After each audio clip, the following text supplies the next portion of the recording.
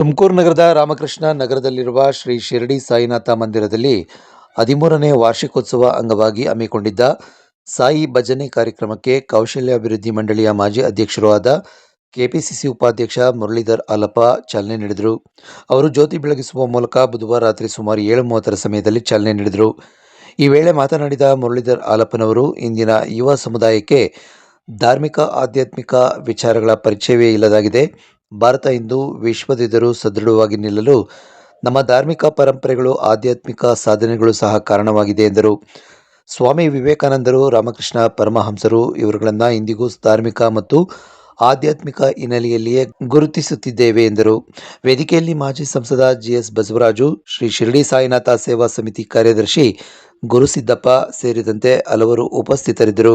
ಶ್ರೀ ಶಿರಡಿ ಸಾಯಿ ಮಂದಿರದ 13ನೇ ವಾರ್ಷಿಕೋತ್ಸವದ ಅಂಗವಾಗಿ ಇಡೀ ರಾತ್ರಿ ಭಜನಾ ಕಾರ್ಯಕ್ರಮವೂ ಜರುಗಿತು.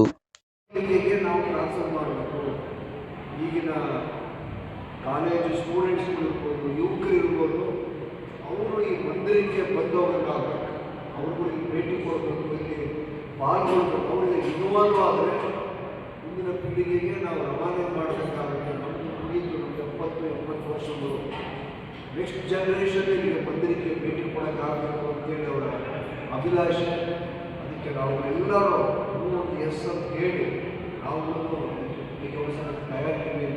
ಎಲ್ರಿಗೂ ಅಷ್ಟೇ ಪ್ರಾಮಾಣಿಕವಾಗಿ ಎಲ್ಲರಿಗೂ ಒಳ್ಳೆಯದಾಗಲಿ ಅಂತ ಶುಭಕೋರು ಹೋಗ್ತಾರೆ. ಭಜನಾ ತಂಡಕ್ಕೂ ನಾವು ಶುಭಕೋರಿದ್ದು ಎಲ್ರಿಗೂ ಧನ್ಯವಾದಗಳು.